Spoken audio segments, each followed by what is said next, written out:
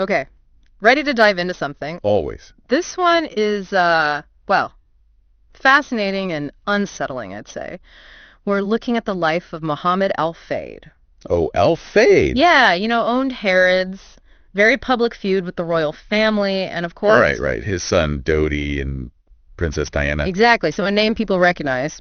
But there's a whole other side to him, it It's seems. like we're seeing more and more since his recent death. Yeah, all these disturbing allegations. And that's what makes it so intriguing, right? You've given me all these news articles, a BBC documentary and podcast, even personal accounts, Trying to give you the full picture. which, well, it paints a very complicated picture, Yeah. both celebrated and feared. Admired and accused, yeah. Exactly.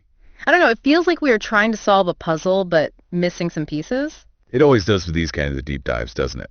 But, okay, let's look at what we do have. And one of the biggest pieces is this, I don't know what else to call it, but a culture of fear that seems to have been all over Harrods when he owned it. Well, the BBC documentary, Al Fayed, Predator at Harrods, it doesn't hold back at all. No, it doesn't. Multiple women, a lot of them former employees, accusing him of sexual abuse and assault. I mean, some of this goes back decades. And for me, what's really striking, it wasn't just about him, it was the system that seemingly allowed him to act this way. Employees feeling powerless to say anything because of his wealth and influence. Like, even if they wanted to come forward, they couldn't. Right. And the documentary, I thought they did a good job of showing that through some of the victim stories. You're thinking of Alice. Yeah, Alice, who talks about how women would be called up to his office and everyone knew but couldn't do anything, couldn't intervene. God, that's just, what a horrifying thought. These women in such a vulnerable position and no one. And then on top of that, add in this, and this is from his former security director, Eamon Coyle, claims Al Fayed had bugged anyone he wanted to keep tabs on them. Wait, seriously. That's what Coyle claims, yeah. So you never knew if someone was listening, if your words... Exactly. Constant unease, being watched. I mean, if that's true, it just adds this whole other layer to this culture of fear we're talking about. That's not even power at that point. It's... Control, manipulation. Yeah, and you can see why anyone would feel like they couldn't speak up against someone like that. Especially back then. But what I find even more disturbing is this idea that some people, they almost normalize what he was doing. And that's what gets me. I like, how can you excuse that? Right. But it was, and this is a quote from a former manager at Harrods, Tony Leeming, he called it an open secret.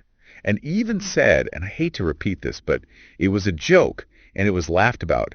Oh, this person's going to be a manager in 5 minutes because she's gone up to Al Fayed's office. Ha ha. God, it just makes you sick. It shows you the power dynamics at play, that it wasn't even just turning a blind eye. It was like this acceptance. Yeah, like it was almost expected. And with that in mind, right, with this understanding of what it was like at Harrods, let's actually talk about what these women say he did, what they were subjected to. Okay, so let's get into accusations against Al Fayed then. Yeah. Yeah, what really comes out from these sources, it's like this pattern of alleged predatory behavior. We're talking sexual assault, even rape. And what gets to me, he seems to target these young women, especially, I mean, just starting their careers.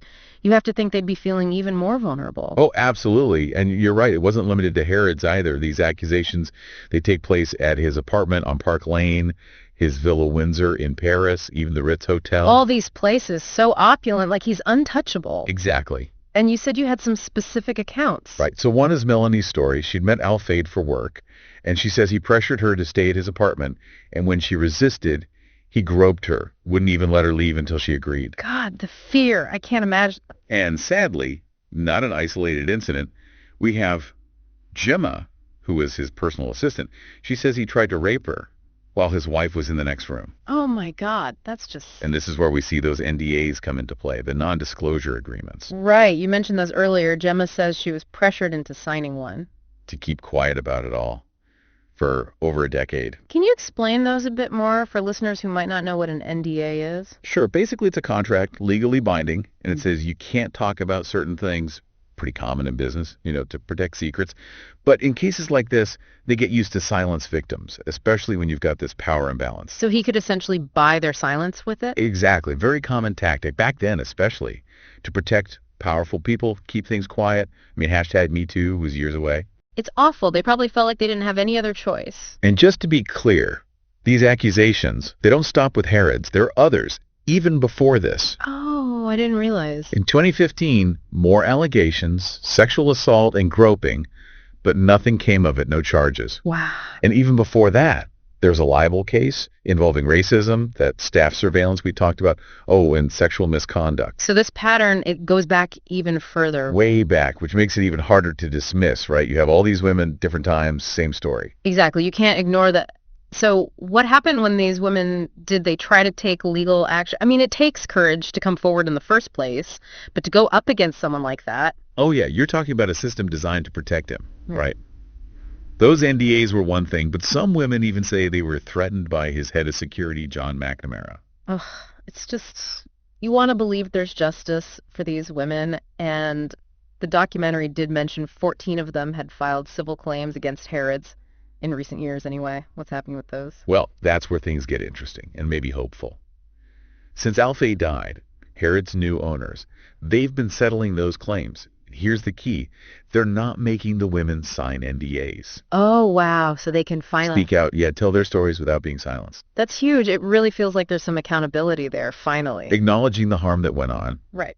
And it makes you realize how much power Al Fayed had for so long to avoid any consequences. But even so, those legal battles drag on years. Imagine what these women have gone through. And Gemma, who signed that NDA all those years ago, she talks about the pressure, the intimidation, just to keep quiet for a decade. But now she can talk about it. It's got to be empowering. Oh, for sure. She's so strong, so resilient. And honestly, I think it speaks to the impact of #MeToo, Survivors feel empowered to come forward now.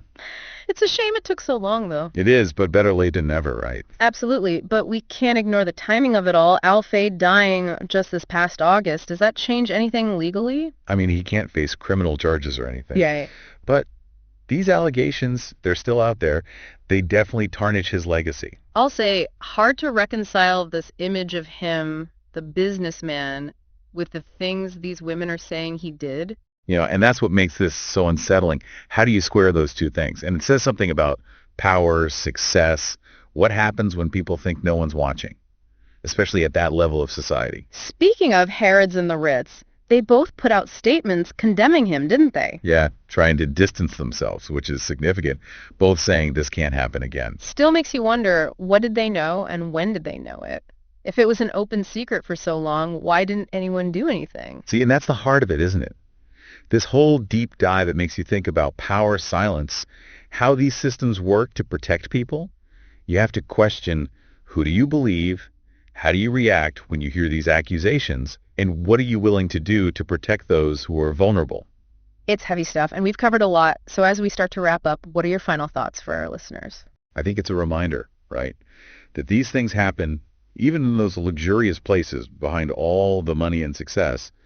It's a call to believe survivors, to challenge those in power, and to build a world where everyone is held accountable, no matter how rich or famous they are. Yeah, it's one of those stories that sticks with you, makes you question things, and hopefully makes you look around a little more closely. And maybe most importantly, remember that justice might be slow, but it's worth fighting for. And sometimes the most powerful thing you can do is just listen, believe, and use your own voice to amplify those who haven't been heard for far too long.